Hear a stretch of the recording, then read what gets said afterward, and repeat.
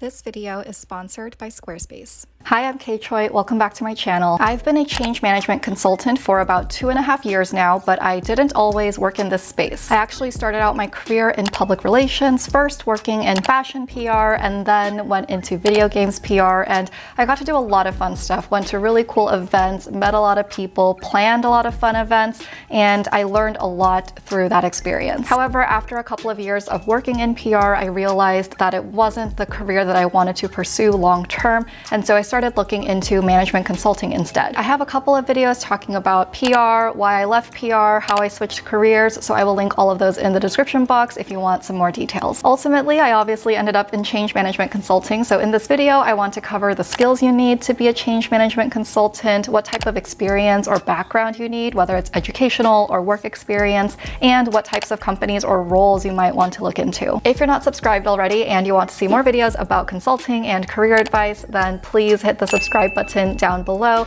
and while you're there, hit the notification bell as well. Before we jump in, a quick thank you to Squarespace for sponsoring this video. I've talked about them before on my channel. If you're not familiar with Squarespace already, they are an all-in-one website building platform where you can build a portfolio, a blog, an online store, or any other website that you might need. And when I say all-in-one, I really mean all-in-one. You can host your domain with them, you can do marketing analytics, you can schedule posts, choose from their selection of beautiful templates that will make your website look sleek and polished without having to know a single line of code. I just love that Squarespace makes it so easy and accessible for anybody to have a great looking website. So if you're interested in trying Squarespace out, then go to squarespace.com/kchoi and you can get a free trial, no credit card required. Then when you're ready, you can use my code kchoi to get 10% off your first purchase of a website or domain. And all that information will be in the description box for you to access later. Thank you so much, Squarespace, for sponsoring today's video. And now let's jump in. First of all, what even is change management and change management consulting? I have a video all about what change management is, so I will link that in the description box and you can get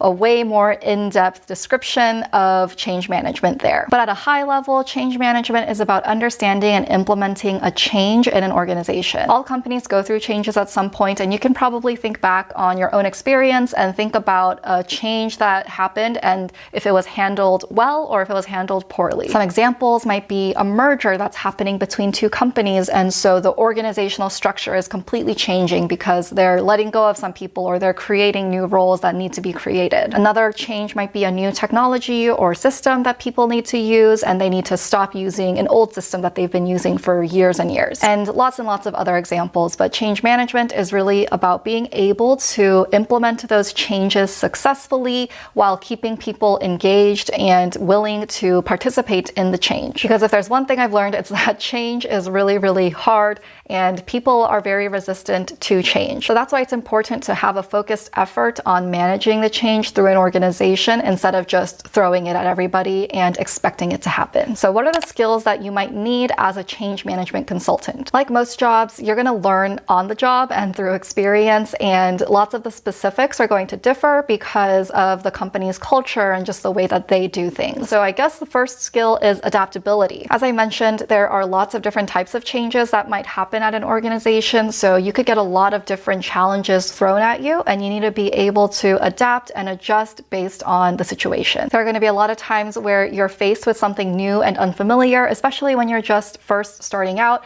so being able to adapt and almost fake it till you make it in some cases, but also applying what you've learned from other projects. And so as you just keep getting more experience, you want to be able to adapt to new experiences while also taking along what you've learned from before. Second is project management, and a lot of these, I'm just going to say now, are very generic and could apply to any other type of consulting as well as non-consulting roles. So really I'm just showing how these generic skills might apply specifically to change management consulting. So with project management, especially if you're working at a firm, you're probably working with lots of different stakeholders, not only your client, but also people internally who you're you're working on the project with. As someone who leads projects, I need to really stay organized. I have to communicate things. I might hear something from the client that I then need to make sure to communicate to the rest of my team and make sure we're on the same page. I also not only need to keep track and stay on top of what's happening right now, but I also need to look ahead and make sure that we're hitting those deadlines that are coming up in the future. I think a big part of project management is time management, and I have a video on a few tips about time management, so I'll link that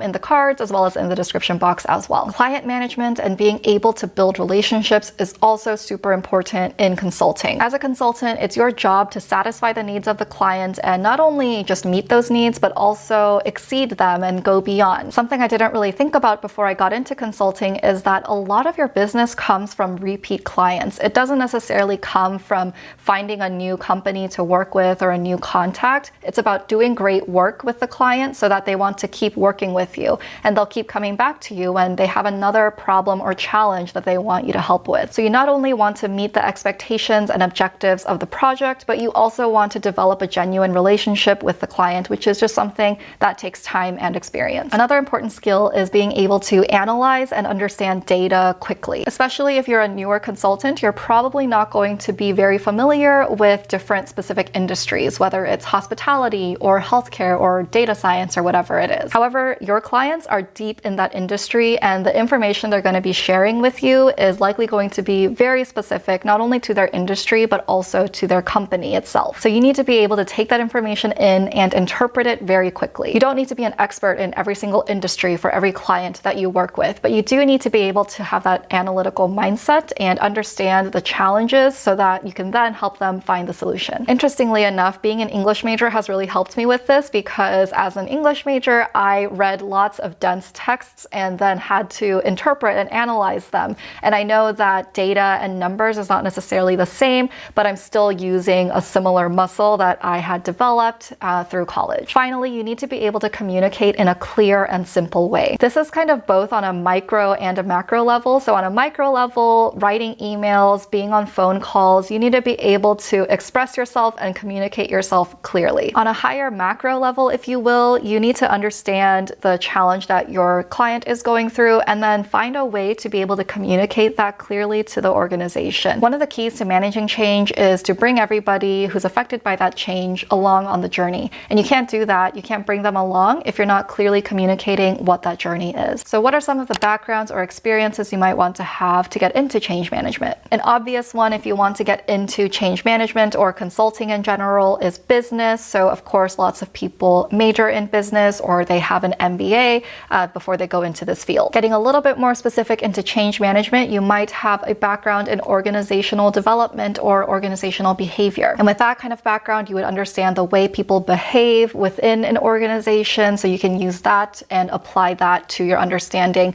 of managing change. You could also potentially apply a background in psychology or anthropology, because change management often focuses on people and the people that are affected by change and who need to actually be engaged in order to make the change happen. So having a background where you study how people think or you study people in general could be really helpful as well. I had a background in public relations, which you wouldn't think necessarily applies or could be transferred over to change management, but the way I see it is that in public relations, I was focused on communicating externally to a consumer, while with change management, I'm focusing more on communicating internally to an organization.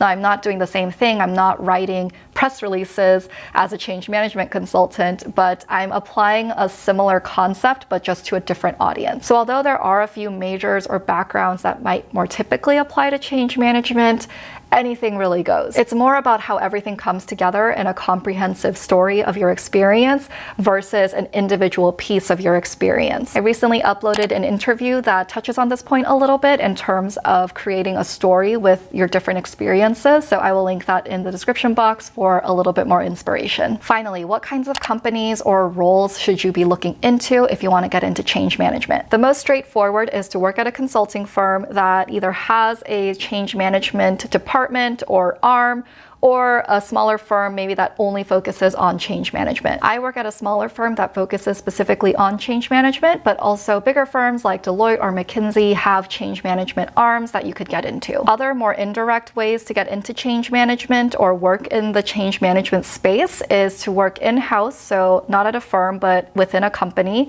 and work in employee engagement, human resources, or the people team, or even learning and development. The reason I call out those types of roles is that my clients are often in those roles. So they're often working in human resources, focusing on employee engagement or learning and development. And usually they're the ones within the organization that are tasked with communicating and cascading a change, and they come to us for support. So if consulting isn't the right fit for you, or it's not the right next step at this time, then going in-house and working on the people team or learning and development or within HR could be a good way to get some exposure to change management. It just wouldn't be your main focus, most likely. That's it for this video. I hope it gave you a little bit more insight into change management and how you might be able to get involved in it if it's something that you're interested in. Please let me know in the comments if you have more questions about consulting or specifically about change management consulting, and I'll either answer them in the comments or save them for a future video. Again, hope you enjoyed the video, and as always, thank you so much for watching. I will see you in the next one.